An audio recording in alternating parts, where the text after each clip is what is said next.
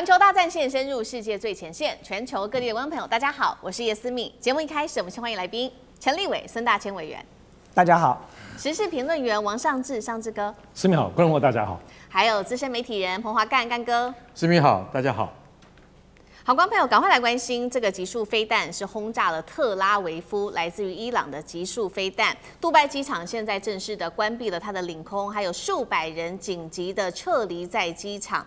我们要看到的是波湾现在火烧连天，另一方面，今天也会特别来关注到的是美军派的5000名的精锐部队要直抢荷姆兹岛吗？能源咽喉是否变战场？今天就这些议题，我们一起来做关心。赶快来关心到的是，美伊战争现在升温到整个波湾地区，现在也沦为战场了。最新情势，我们来赶快关心，是在这个伊朗的火力全开之下，飞弹无人机现在直接延烧到了波斯湾海湾国家的核心，尤其今天关心到的是杜拜国际机场旁边的燃料槽被炸，我们赶快来看一下最新的画面。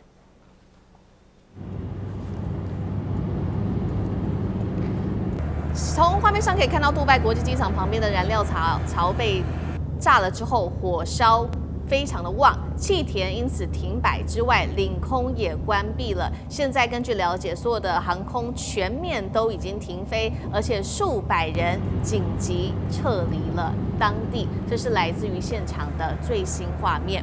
另外一方面，我们也来看到目前的一个最新统计，是来自于阿联的国防部，他说已经拦截了来自于伊朗的298枚弹道飞弹，包括这当中还有15枚的巡弋飞弹，1600多架的无人机，一共是造成了6死142伤的惨剧。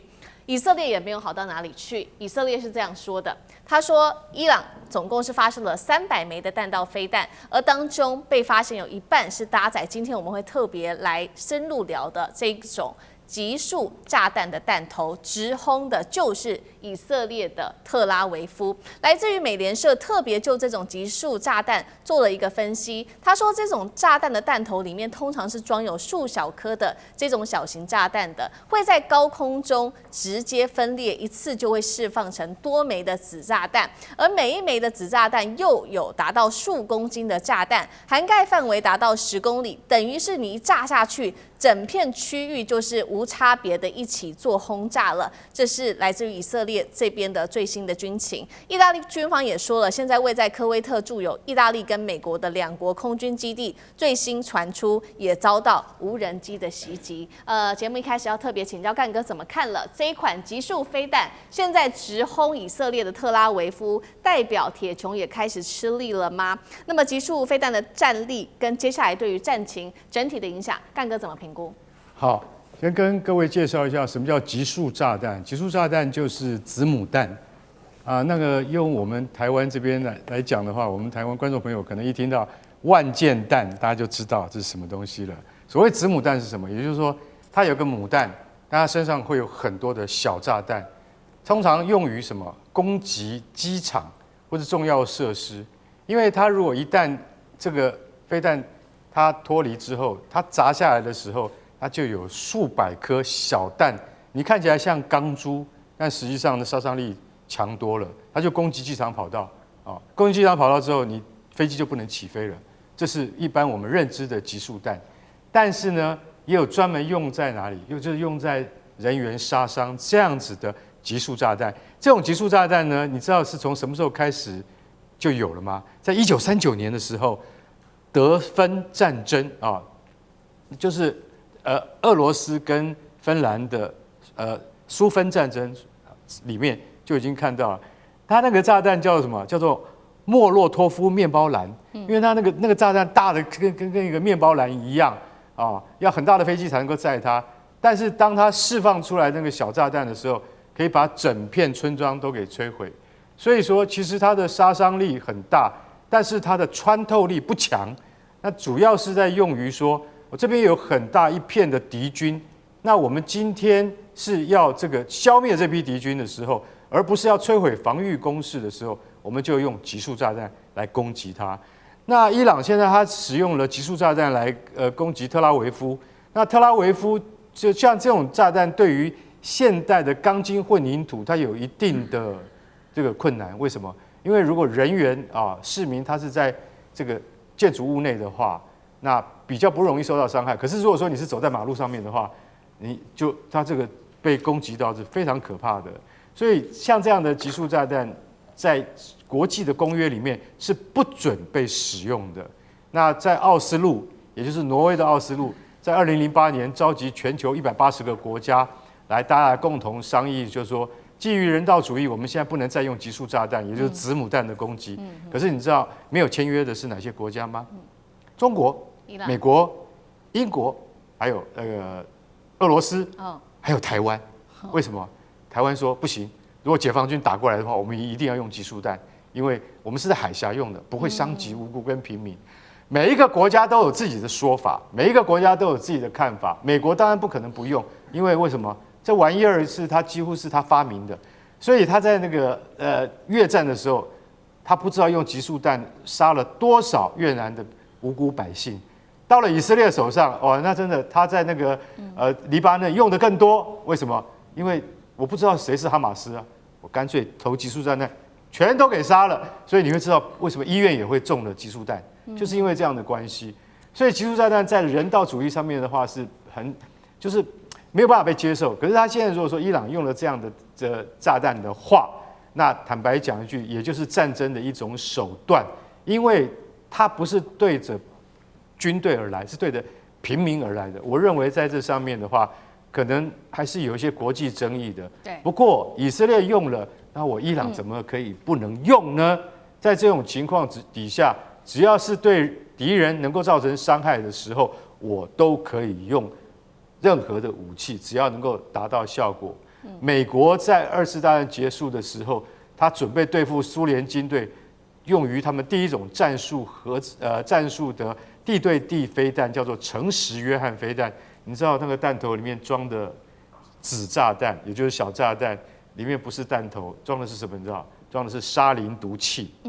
也就是说，一旦苏军越过易北河的时候，我就丢出集束炸弹，用沙林毒气，用毒气来杀死这些入侵的苏联部队。为什么？因为我们没有更好的方法。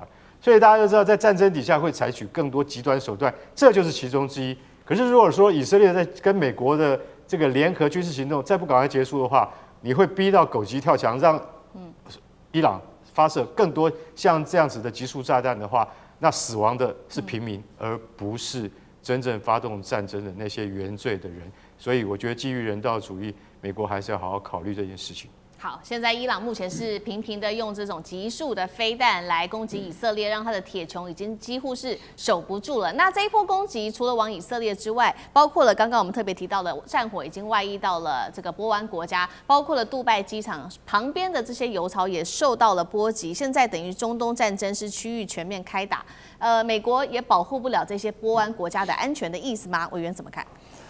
对，这战争刚开始的时候啊，外界都一直评估说，伊朗因为指挥体系被歼灭，所以呢，现在陷入了这个各自为战的一个状态。但是随着这个战争持续的发展，你就会发现，伊朗准备了这场战争，准备了30年了。就他所有的剧本，在这30年间，经过了反复的沙盘推演，做了无数次的这个兵推，然后这个剧本在此时此刻终于端上台面了。所以我们会发现说，他可以很巧妙的用去中心化的指挥系统，让他的这个部队按照剧本来进行攻击哦。那么尽管没有中央的指挥体系，每一个部队仍然可以按照当时所做的剧本来进行这个战争的部署哦。那么很明显的哦，就这个伊朗在这场战争里头，他有2个重要的目标来针对美国。第一个，他希望达成的目的就是彻底的把美国的势力推出中东。波斯湾就是美国从此的势力要离开波斯湾。你想想看，对伊朗来说，他现在面对的是一个灭国之战哦，他付出这么庞大的代价，他要求所得到的回报必然是相当要有对等的。所以呢，他现在在做的打击中东美军的基地所做的不就是这个吗？他就是告诉所有中东的国家说，你们不要以为有美军的基地对你们来说就是安全保证，有美军的基地反而对你来说是一件倒霉的事，因为有美军的基地，所以你就被打了哦。那么这场战争之后呢，你仔细看一下，美国自己在中东的基地，他自己都守不住嘞。像他在苏丹的那个王子空军基地，他整个防空体系就已经被摧毁了，美国连自己的空军人马都撤走了，就是因为那个基地没有办法了，没有防空体系了。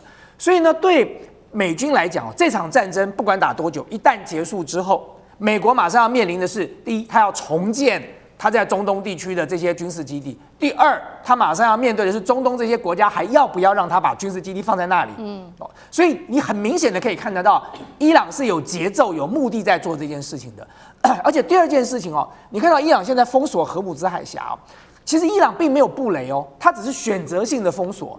他选择性封锁是什么呢？他在切断美国跟这些盟国的关系，因为他做了这样的事情之后，所有的这个西方国家、所有的亚洲国家都要想了：我在这个时候要跟美国这个建立什么样的一个关系呢？我要保住我自己的船舰，我运输不管是化学肥料或者是这个石油的船能够通过荷姆兹海峡。那么在这个情况之下，大家都要跟美国保持距离了。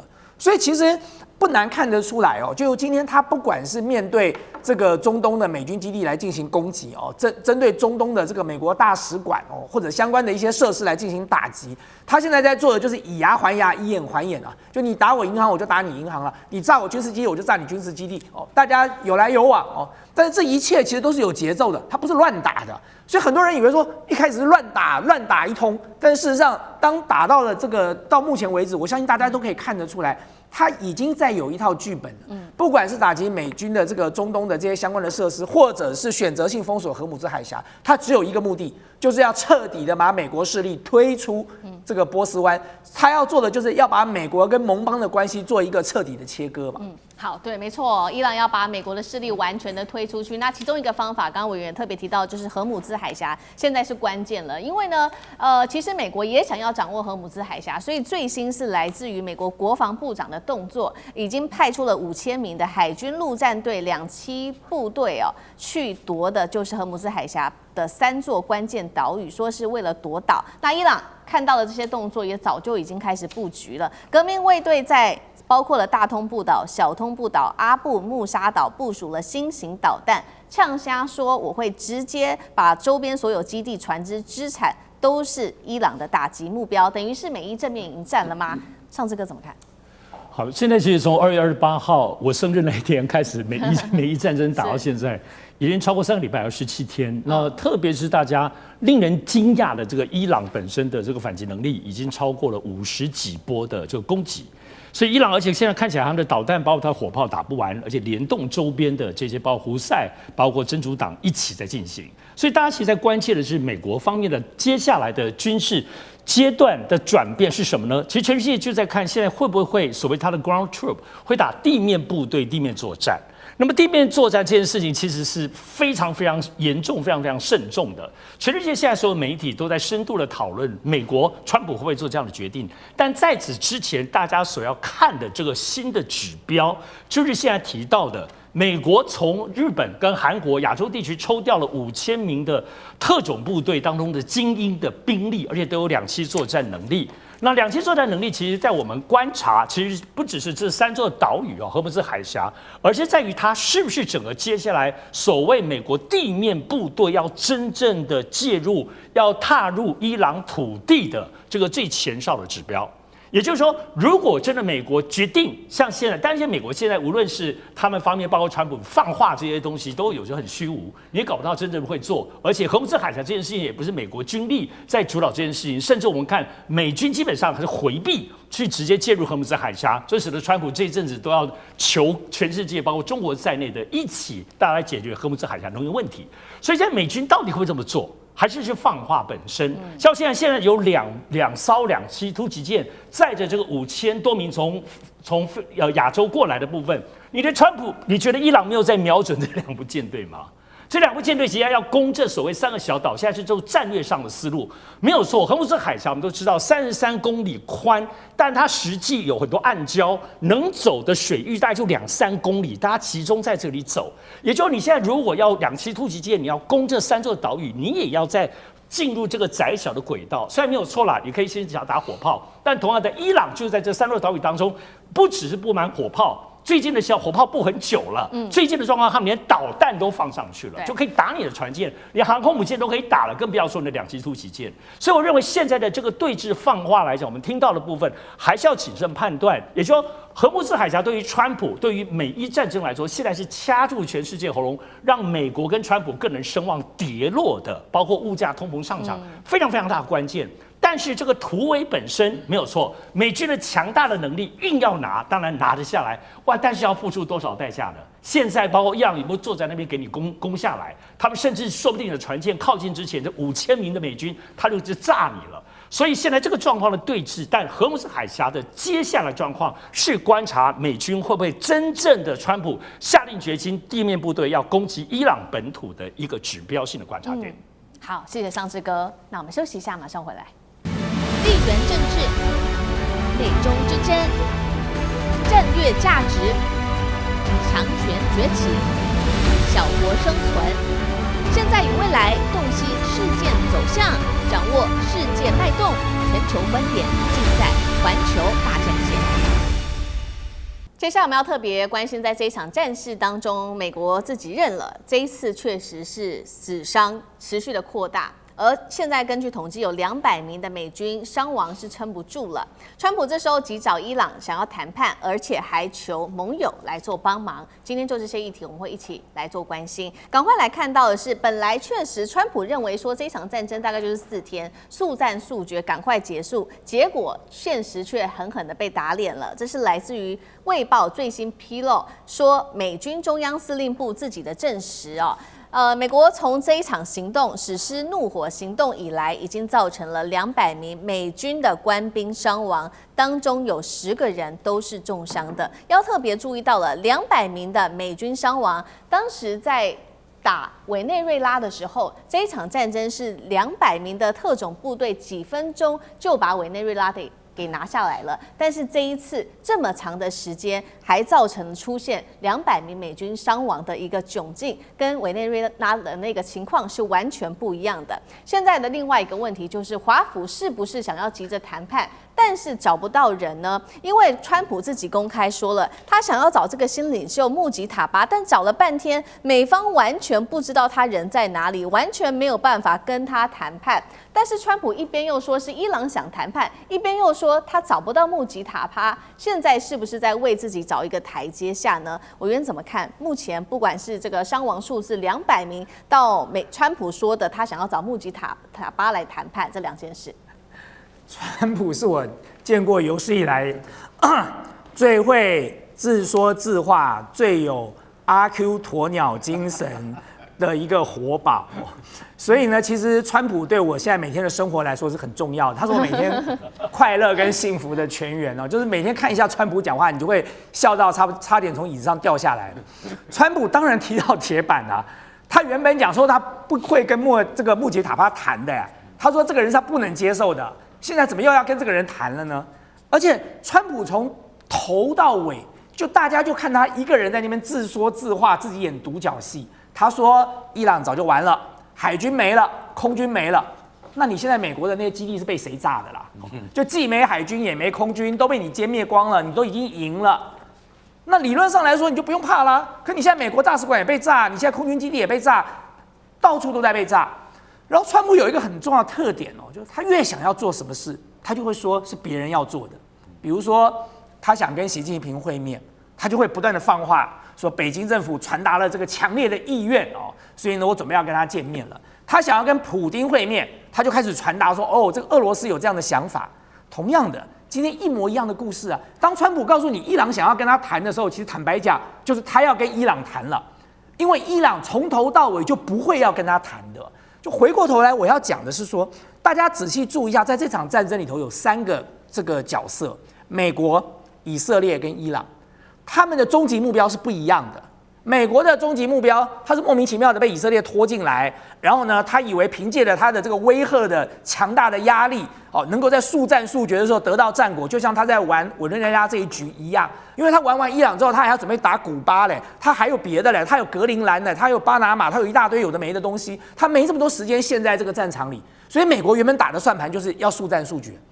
但是问题是，他发现他陷入泥淖里头了，没有办法速战速决。就像刚才上次哥讲的，你要不要地面部队嘛？我们在这里几个礼拜前，我不晓得思敏还记不记得，我们那时候讲过了，你要打伊朗，你就要有决心派地面部队。你没有地面部队，你不要想这件事情嘛。他现在陷在里头了，他出不来了，所以呢，他才会用了各式各样的方法。他把全世界所有受到影响的国家都绑在了荷姆兹海峡，说你们都要派军舰来护航，那笑死了！我们都是你的附带损失，是因为你跟以色列发动了这个不义之战，干我们什么事啊？你打之前没问过我们，然后我们现在受害了，你要把我们绑上你的战车。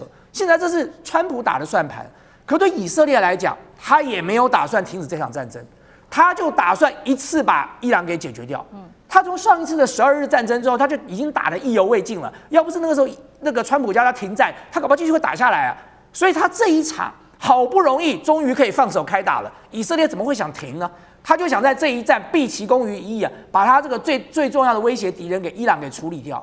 对伊朗来讲，他准备了30年这30年他做了多少的准备，就是为了今天这一战。你认为在此时此刻他会跟美国谈吗？我说过他的目的很清楚。他要消灭、彻底的毁灭以色列，他要把美国的势力推出波斯湾地区，这才是他的终极目标啊！所以现阶段，不管川普怎么想谈，不管他陷入了泥淖，那个脚拔不出来了，踢到了铁板，脚痛得要命了，现在想尽各种办法，想找各种借口哦。但是坦白讲，伊朗不会买这张单的啦。所以这场战争可以预期的是会打得更久，一定要像一个绞肉机一样，把美国的这个军力、把美国的财力、把美国的人力都搅在这里头，然后彻底的把美国推出去，然后让以色列毁灭。我认为这才是伊朗最后真正要做到的目的了。好，所以确实哦，现在川普是想要停战，但是停不下来。那另一方面，他的盟友则是不想要被拖下水。那现在的关键其实可以很明显的看到，就是在荷姆兹海峡了。因为呢，川普看到现在荷姆兹海峡被这个伊朗给牢牢的紧扣住哦，所以呢，他也大动作要求了。本来有7个依赖中东石油的国家一起派军舰护航，结果确实就如我们刚刚说的，这些盟友完全都没有领情。我们现在看到英国说这个伦敦没有义务要满足华府的每个需求。德国直接说这不是北约的战争啊。中国官媒牛弹琴忍不住讽刺，全世界都是目瞪口呆耶，美国你居然求中国帮忙你收拾烂摊子。那川普这个时候干脆问问自己的人好了，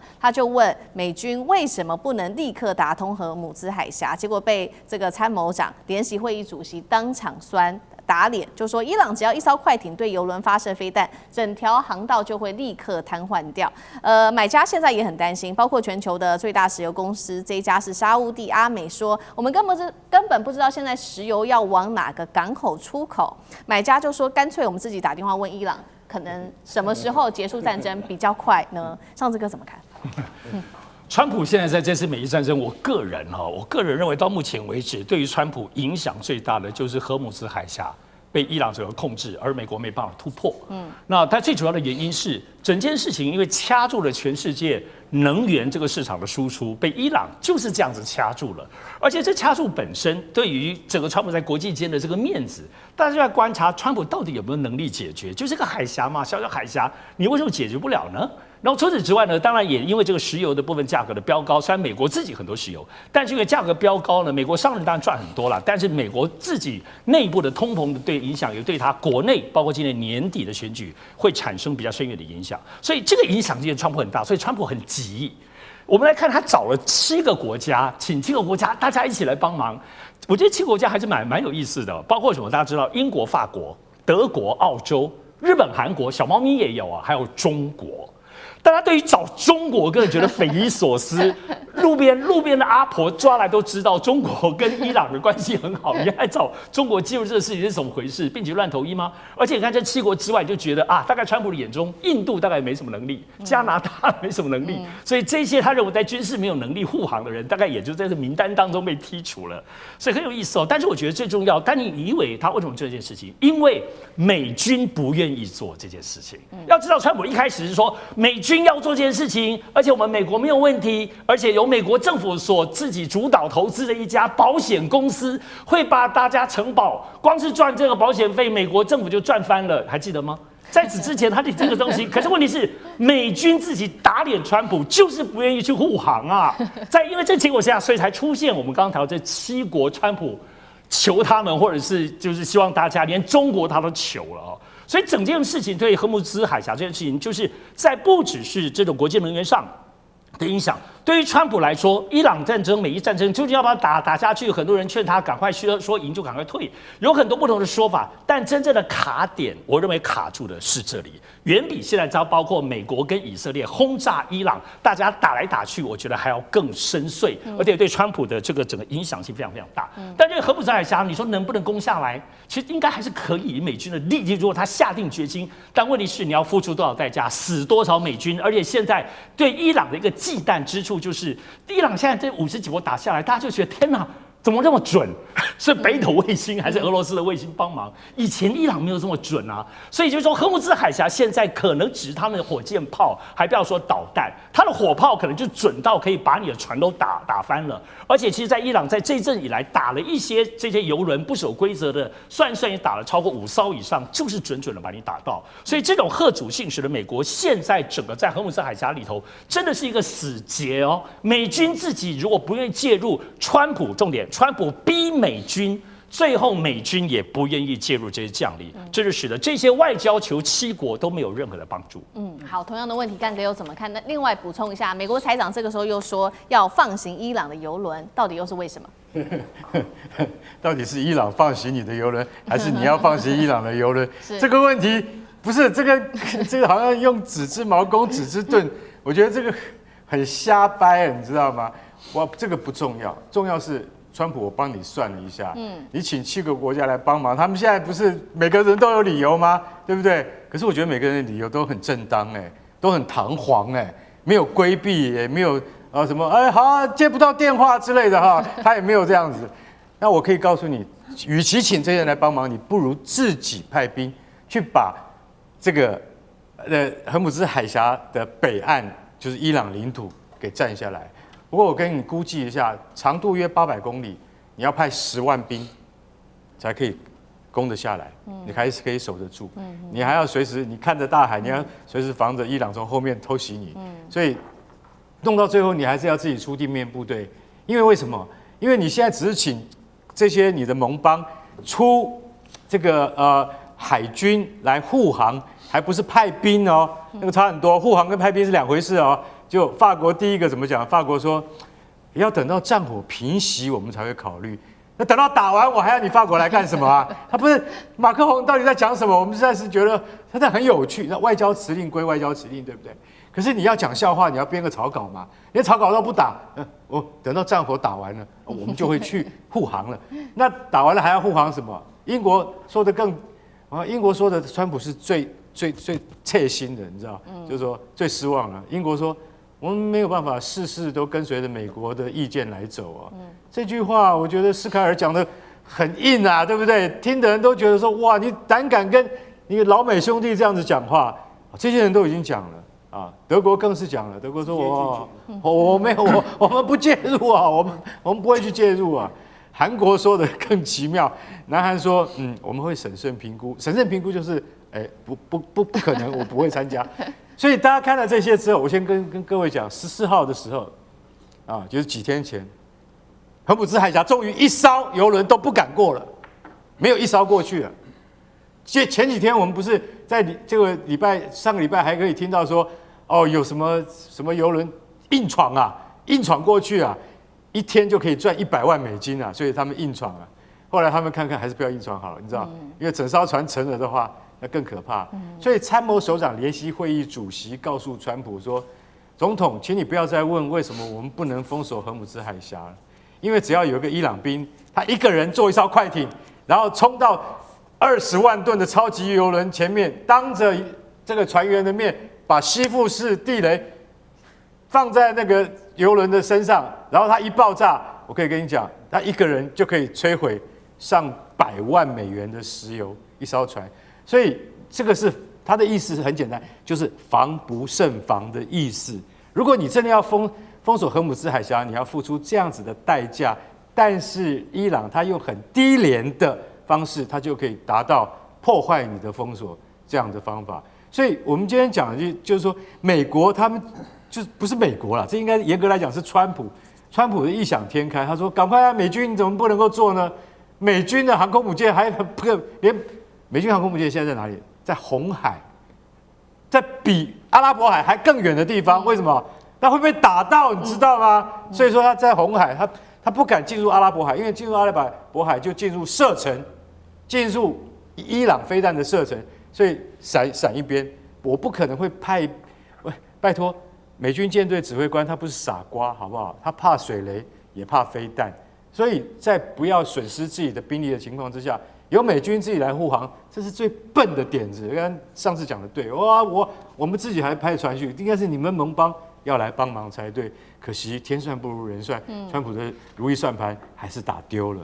而且人家盟邦又不笨，刚才上次哥就讲过了，荷姆兹海峡宽33公里。然后呢，只有2条水道的深度可以让邮轮通过，每条水道的宽度不过3公里，所以呢，一个进一个出。这个时候你要是派军舰去护航，就是靶子嘛，就进去就当靶子被打了，怎么可能？然后你说叫其他的盟国想说你美国都不敢去了，为什么要叫我去啊？你好歹如果说你美国去走了2-3趟，看起来还蛮不赖的，那我们大家就顺便走一下。你自己都不去了，叫我们去，就死道友不死贫道就对了。这个故事就是这么简单吗？好，谢谢委员。那我们休息一下，马上回来。地缘政治、美中之争、战略价值、强权崛起、小国生存，现在与未来洞悉事件走向，掌握世界脉动，全球观点尽在环球大战线。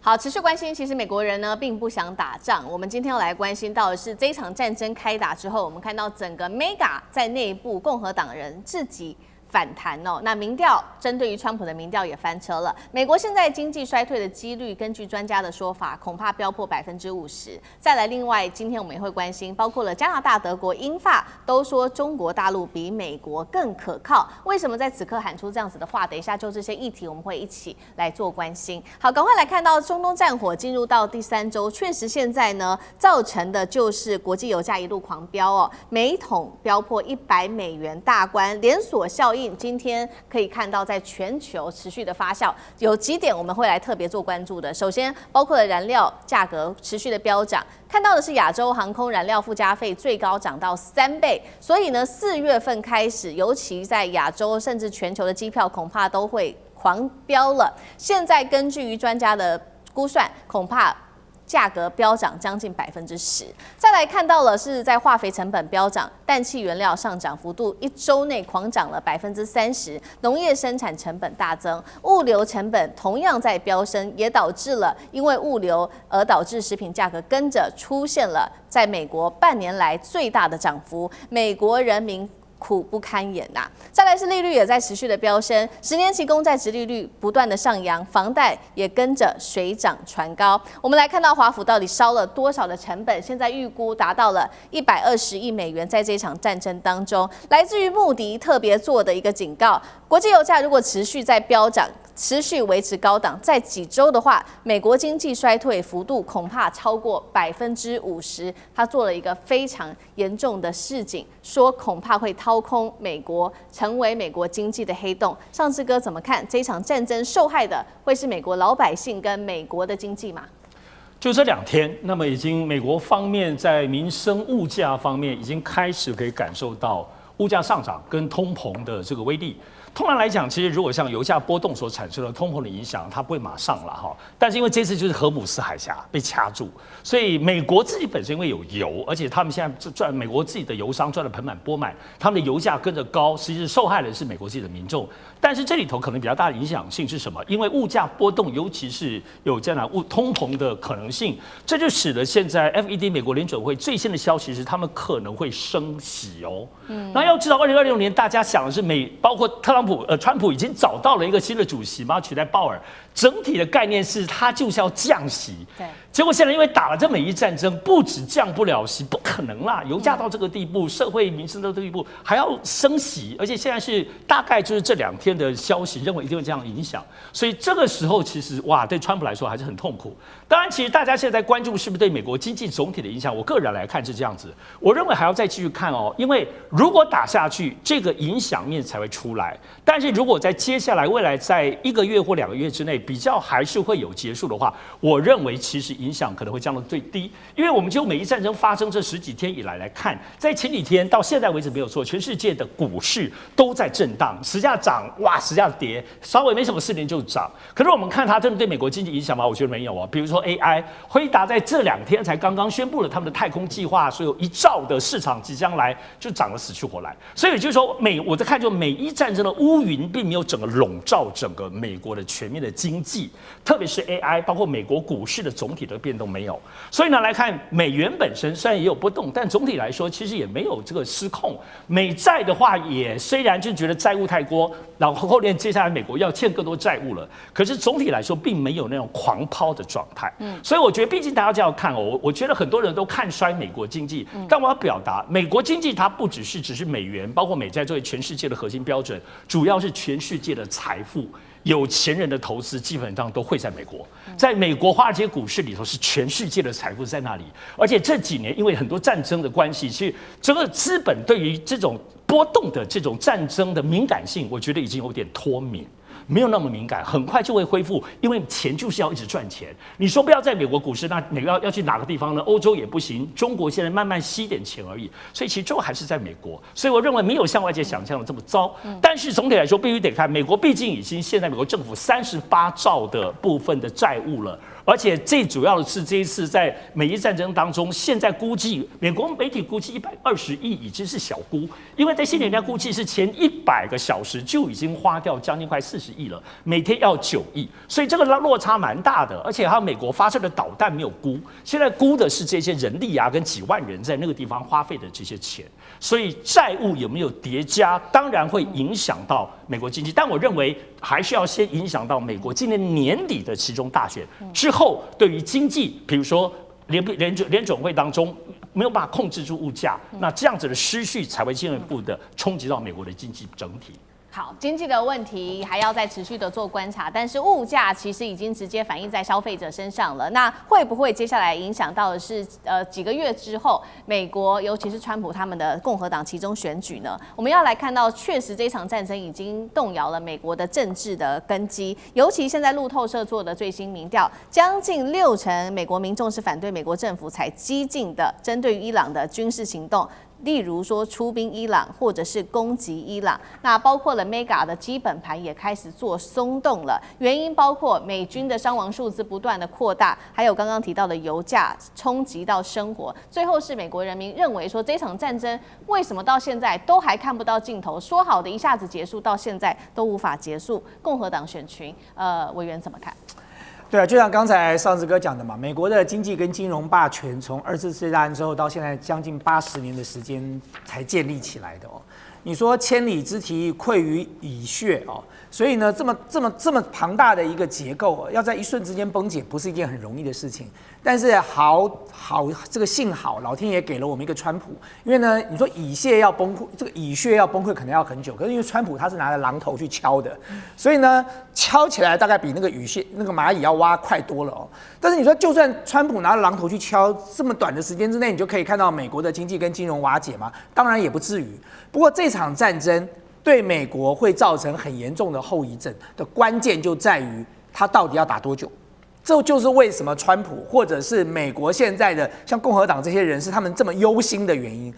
各位如果回溯美国当时建立金融霸权的时候啊，他是从2次世界大战之后的布列顿森林会议，他提出来的由美元去绑黄金的这个所谓的美元黄金本位制，什么时候垮掉的？因为打完越战垮了，因为一个漫长的越战把美国的国力全部消耗在里头了，所以整个当时所谓的美元黄金本位制就崩解掉了，就是因为越战啊。所以要用什么样的方式去崩解美国的金融跟经济霸权？只有战争。长期的战争，消耗国力、消耗人力、物力、财力的战争，那对美国来说是一个很难以这个负担跟承受的。就像刚才上次哥说的，美国国债已经38兆了，一年这个光付利息就要付1兆了。那现在打下去，如果打个几周就算了，如果打半年呢？打个1年呢？那到底美国要再负多少？这个负债要负债到什么样的一个程度？所以其实共和党的这些政治人物在现阶段来说，他们一方面考虑到他们的期中选举，因为很多共和党的或者是 MAGA 的支持者都认为说，这是你川普当时承诺的，我们不要再派兵进入中东了，我们不要再打一些莫名其妙的战了。可打到现在，你还是没有明白的告诉我们说，为什么我们要跟着以色列去打伊朗啊？到现在没有任何的正当性可言哦。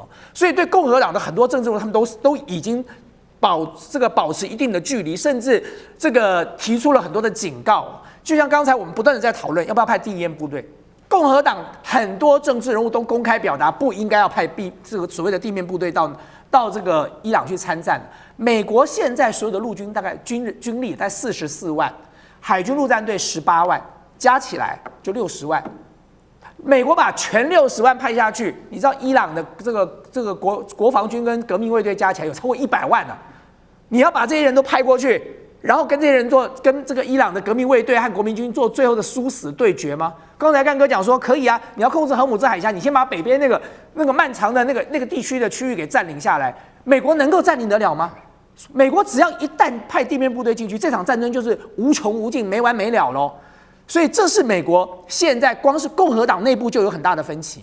最近如果你看一些来自于西方的一些视频哦，他就会告诉你说，共和党的内部的分歧已经越来越大了，包含川普自己的核心的圈子都有不同的意见了。比如说像 J.D. Vance， 你看 J.D. Vance 有多久没有出现在川普旁边了？以前川普随便干个什么事，那个 Vance 都要站在旁边的。那 Vance 现在去哪了呢？因为 Vance 被排除在外了，因为万斯本来就是一个反对这个介入伊朗战争的人啊。然后包含这个刚才我们讲到的这个美国自己的军方人士啊。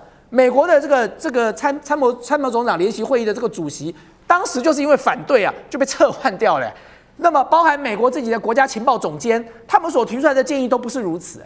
所以，川普现在身边只围了很少数的一群人呢，就像赫格塞斯这种演员式的国防部部长哦，这种少数的马屁精可能还围在他的旁边，为他擦脂抹粉哦。但是，川普自己的核心的这些决策圈都已经有不同的意见了。好，现在不只是川普的决策圈，共和党里面的内部人士对川普有意见。我们来看到这个民调最新显示，其他的国家，尤其是有很多美国过去的这些盟友，也都对美国非常的有意见，包括了加拿大之外，还有德英法。现在最新的民调说，中国比美国更可靠。那美国现在接下来是不是还要掌控，甚至是新闻呢？因为政府已经决定了，接下来只要报道伊朗的讯息，他们说是有不实，这个不实是谁认定的？恐怕也是美国的政府自己认定的 FCC 哦，那就可能会把记者的这个执照给撤销掉。干哥怎么看？联邦通讯委员会很像台湾的 NCC 它叫 FCC 啊 ，FCC 你知道？他做的事情跟我们台湾的那个 NCC 差不多啊，你知道什么情况？因为美国有一家最大的电视网叫 CNN， 他上个礼拜报道一个新闻，他说哇，美国5架加油机被伊朗摧毁了，现在美国在中东的战力非常吃紧。CNN 是美国最权威的那个媒体嘛，对不对？那当时是在最第一时间的时候接获这个讯息之后。他马上就报道了，可是因为当时讯息还很混乱，后来 CNN 有经过更正啊。但是问题是，你知道美国通讯委员会这个 FCC 的主席卡尔就说：“你小心哦，你下次再这样乱报的话，我要把你的执照吊销。”大家有没有想到，这跟发生在台湾的事情是一模一样？我们的友台就是因为这样子，就算你事后更正也没有用，所以今天会让人家觉得说。美国你是崇尚什么自由民主，而且你是崇尚这个新闻媒体的报道的权利是最重要的一个国家，是民主的滥觞之地。结果你今天竟然可以做到像这种等于是钳制人民自由、钳制新闻自由这种事情，你竟然做得出来。所以说，你知道川普的死对头加州州长纽森他就讲了，他说你这个是什么？你现在是在公然是要侵害宪法吗？对不对？你要知道，他提醒他，1934年哦，远在快100年前，美国联邦就有一条法律，任何情况之下，政府不可以动用他的那个行政权来去干预媒体的报道，甚至以吊销执照为要挟。因为这个法案啊，早就已经在美国的宪法里面是有的。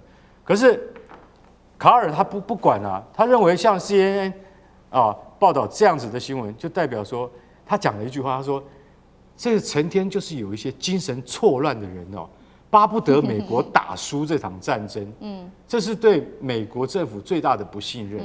所以我们这个通信委员会一定要防止这种这个不实言论继续散布。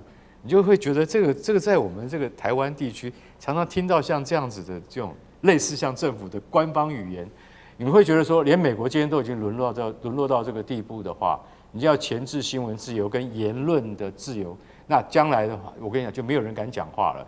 所以卡尔他就变成了全民公敌，变成众矢之的啊。也就是说，川普你为了要营造属于有利于你的政治气氛的话，你连新闻媒体的报道你也要管，而且是拿你美国最大的新闻媒体给开刀。难怪现在美英德法的1万名年轻人，经过那个最新的民调说，我们还是比较相信未来的中国。你知道为什么吗？因为中国有 AI 领头羊之称，将来中国的 AI 一定会超过美国，而且它的 AI 可以让我们任意使用，也不用像美国付那么多钱，还付那么多规费。所以说，1万人的民调都倾向于相信未来的中国，而不是美国。所以我说，川普你现在是内外交迫吧？连你的盟友都不太相信你了。好，谢谢干哥。那我们休息一下，马上回来。地缘政治、美中之争、战略价值、强权崛起、小国生存，现在与未来洞悉事件走向，掌握世界脉动，全球观点尽在环球大战线。好，接下来我们要来关心川习会的一个进度哦。习近平这时候拒绝护航荷姆兹海峡，那川普在这个时候恼羞成怒了吗？因为这时候他决定要推迟习川会，那怎么办呢？接下来不管是美牛或者大豆订单是没了吗？美国现在农民可着急了。好，赶快来关心到的是这一场战火已经影响到了最重要的，本来在月底或者是4月初即将要举行的中美高峰会，也就是习川会了。那川普现在亲口宣布了，因为战争的关系，我必须留在这里，所以这个高峰会会延后大约1个月的时间，所以习川会看起来会延期了。委员怎么看这样子的事情？对，其实我一直都在想说，真的有习川会吗？就是真的已经讲好了习川要会吗？因为如果大家要去回溯一下过去所有的新闻，都是川普一个人在自说自话，说他3月底要到北京去跟习近平见面哦，然后已经讲好习川会了。可是你看中国大陆所有的发言都是一样的，就像放录音带一样。第一，元首外交不可替代；第二，仍然保持良好沟通。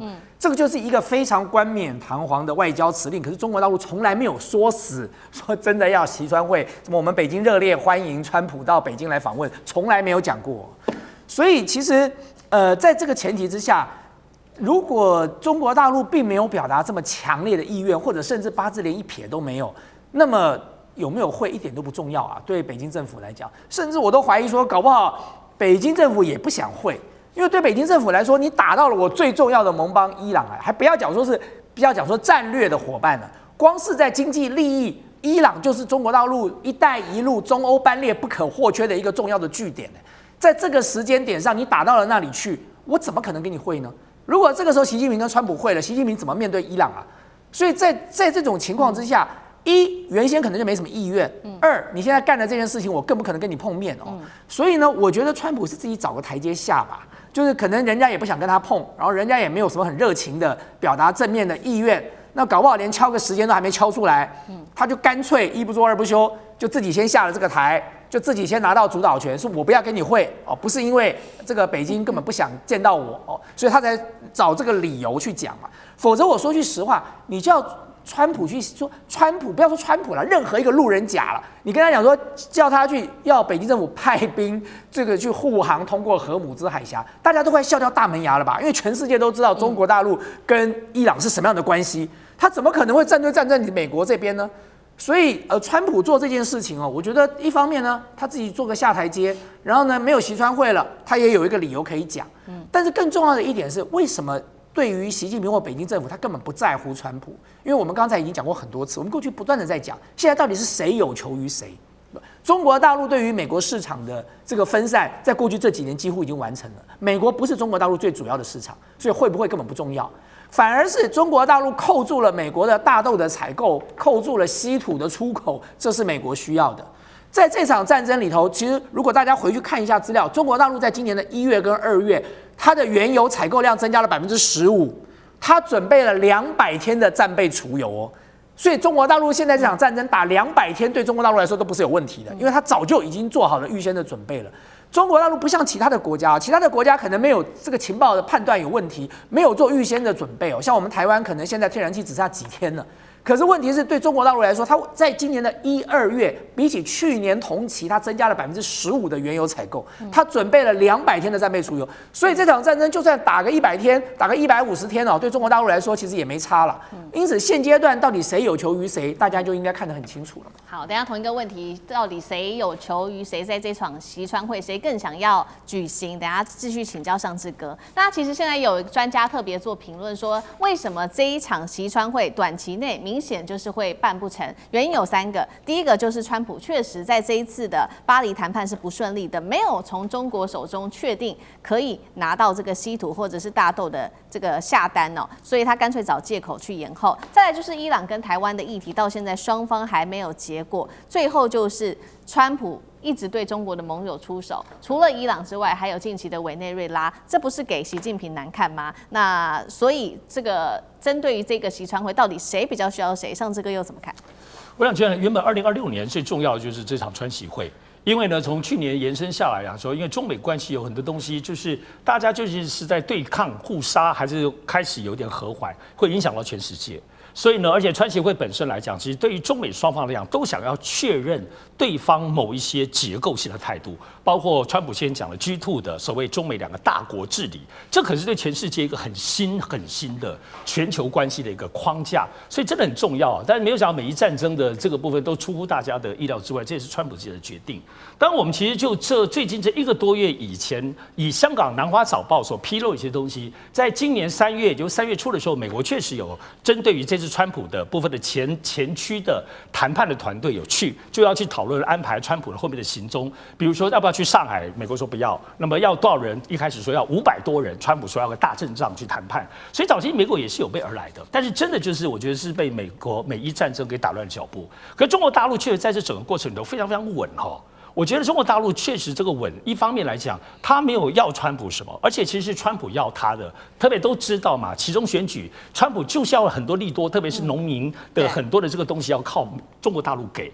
除此之外来讲，但是因为美伊战争发生之后，我觉得中国大陆是在看到底这场战争进行中，美国的这个伤损程度如何，不只是外交政治或川普个人，也包括美国的影响力，这里头包括军事实力的实际上的这个拉垮的这个披露，以及整个现在全世界会因为美伊战争，对于先前中国强调的那个多极中心，而不是强权中心的这个南方国家跟金砖国家的长期的诉求，在这一波你看，连欧洲的国家都被感染了哦，就是说愿意好像要跟中国的多极中心更靠近一点。加拿大包括德国这总理都这样讲，所以这个过程里头，不是说大家各怀鬼胎，而是美伊战争这个变数超过各家所有部分想象。当然对川普来说，他只要跟习近平见面，无论他要什么求什么，对对他来说，他的场面，他就是个爱场面的商人。他如果没有气势，他如果没有一个厉害的条件，他没有个自己可以在里头游刃有余的立场，这3个没有的话，他就不会谈。但我必须得说，他还是聪明的啦，贼的往后延嘛，很多东西没有取消，要往后延。我认为中国大陆也还是愿意跟美国谈，因为中美这个架构上，中美架构把台湾问题今年在2026年谈出一个相对的方向性。这个部分我觉得是习近平要的，所以我认为川习会一定还是会举行，只是确实延后了。好，所以这个时候确定是会延后了。那延后多久？这个我们还要持续的做观察。那现在来说，是不是对于川普或者是美国农民还是要最紧张的呢？眼看就是期中选举要到了。那川普本来是想要成立在美中之间的这个叫做美中贸易委员会，接下来针对于中美之间的贸易，他希望可以明确的规范进出口跟制度化的监督，也可以看出来他对于接下来中美贸易现在未来的进行式，它是非常重要的，但是现在也是都取消了。另外就是中国大陆本来在巴黎谈判的时候已经有意说要加购，不管是家禽啊、牛肉，还有非大豆的作物，但是这些订单现在短期内恐怕也看不到了。美国农民要头痛了，川普也要头痛了吧？期中选举要到了，干哥怎么看？美国本来你知道吗？他真的他那个大阵仗说要去跟这个中国要谈接下来的贸易谈判，他必须要成立一个贸易委员会，专责的，为了中国成立的，也可以称作投资委员会啊。现在结果因为伊朗战事就停下来了。我跟你讲，美国农民很急啊，为什么？3月了，春耕啊，要播种啊。播种，你知道这个前面那个大豆的问题，不是中国已经答应1200万吨吗？3月以前要买，对不对？5月要再买2500万吨嘛，对不对？然后豆农都在想说，有啊，我们听到新闻，我们看电视啊，可是订单没有到我们公司来啊。也就是说，大陆一点都不急，中国一点都不急。我看你什么时候要跟我谈，对不对？你现在主动推迟了川习会啊，那我们就不急了嘛。是你要跟我做生意，不是我要跟你做生意。我已经释放善意说，我还多买美国牛肉，我还多买其他非大豆的作物了。然后你现在说要推迟，好吧？那不是我在急，是你在急啊。现在怎么办呢？你要知道，除了这个以外，还有另外一样，你知道叫什么？氮肥，就是肥料啦。这些农民不是要播种吗？这些不管是大豆啊，或是各式的其他杂粮的播种，需要大量的氮肥啊。美国每年要买多少？美国每年要买50亿，从哪里买？从中东买。中东哪里买？中东的船要运出来，现在是油轮出不来，连载肥料的船都出不来，这全部都是因为战争造成的。所以现在头在烧的是什么？是农民，而不是川普。你不知道，美国农民他现在正准备要施肥的时候，这些氮肥都来自哪里？阿拉伯联合大公国，就是被攻击的那个国家，还有科威特等等，都是一样的产油国。为什么？因为石油的副产品就是从天然气里面提炼氮肥出来的，这些通通都受影响。还有油价也受影响。你知道现在开 Uber 从圣塔莫尼卡开到好莱坞，你知道多少钱？